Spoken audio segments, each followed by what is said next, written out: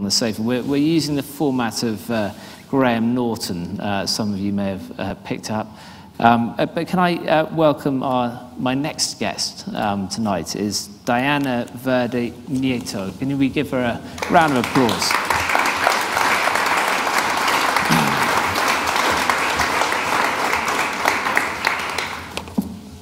So Diana, you're the founder and CEO of Positive Luxury. You're a World Economic Forum Young Global Leader, and you're also Argentinian born. So we have to, I guess, start by saying we're so sorry about that. How was it for you? Disappointing. Actually, good afternoon, everybody. I think we played really well. I think the comments about Messi were quite harsh, because we have an entire team, although not perhaps as strong as the Germans. But I'm very proud that we actually got there. Now, do you like to talk about what was your last World Cup? That could be a rather short conversation. I think we should go back to transparency.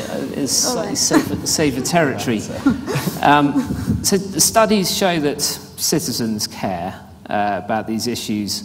But why do we seem to care less when we are consumers?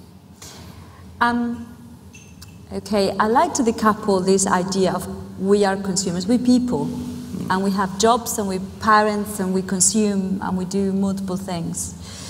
And I don't think that when we consume, we are interested about sustainability. In fact, the majority of you, especially if you have kids, you don't get up on a Saturday morning and think, oh, I need a sustainable hammer, or I want to buy a sustainable coat, or a sustainable pair of shoes, or a sustainable anything. You just want to get in and out of the shop as quick as you like before these two children start screaming or wanting something else.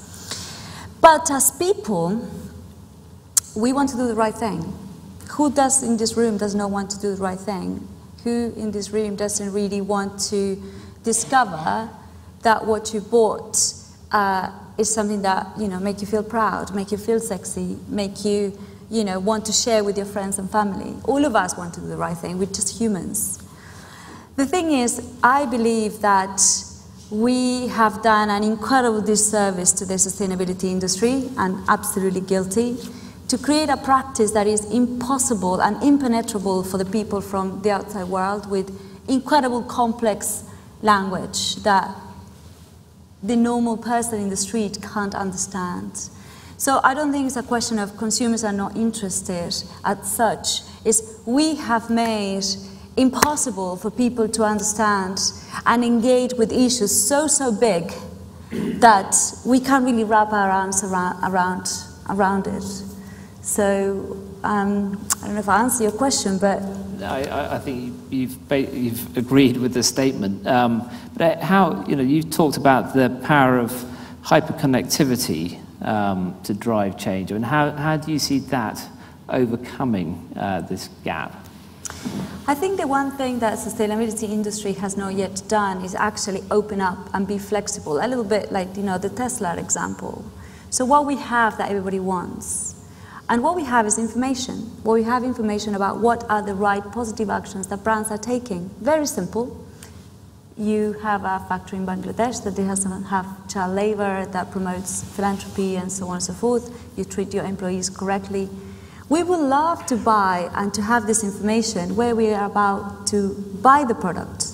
Certainly, I'm not going to get up and read an annual report or, trying to find the information when I'm consuming.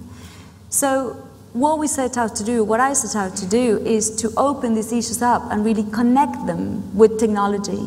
So what would happen if technology meets the positive actions that brands are taking at the point where you're actually going to buy? So at the point of sale, you can discover by hovering over a trust mark, for example, what are those positive actions? Tangibly, what are those positive actions? And then you can make a decision whether you want to engage with that or not. Hyperconnectivity and technology has not yet been part of the sustainability world. And what I'm trying to do is I'm trying to connect and scale sustainability and make it accessible to the consumers at the point of purchase. And tell us how your butterfly mark works, because that is really your vehicle for doing this, isn't it? Yes. So my co-founder is the founder of Top Table. I don't know if you guys are familiar with Top Table. And when Karen and I decided to start Positive Luxury, Karen's challenge was, she started Top Table back in 2001, I think, with dial-up internet, imagine that. And with a complete aggregation model, which didn't exist, and trying to charge the restaurants, which used to market each other in a single unit, for marketing. She was ahead of her trend, and nobody thought she would actually build a business out of that. And her passion is technology and marketing, and my passion is sustainability. But although I built a very successful business, which I exited a few years back, I failed completely, because the normal person in the street still doesn't know what I do, let alone my father. My father still doesn't know what my business was about.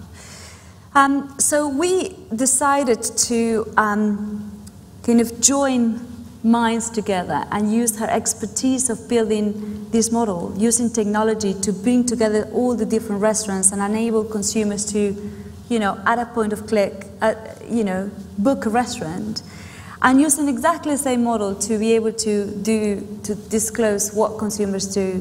So very soon you will see with a high luxury retailer that when you buy shirts, trousers, underwear, food, you can see a little butterfly mark, very similar to a Facebook like button. You hover over and you can see what the company does in very simple language. We don't use toxic chemicals. We don't have child labor. You know, we give money to this charity. We have this amount of, volunteers, and so on and so forth. And you click to trust, put your email address, and that is a trusted consumer. So the retailer have CRM data to be able to identify and reward the consumers that are buying based on sustainability. And I'm set to prove the business case of sustainability, not that we're just a cost, but actually we are completely interlinked to the bottom line. So what you're doing should ultimately benefit Mark? Yes. Yeah. Yeah. And society and. Very good. Well, look, that's great. We've got a little journey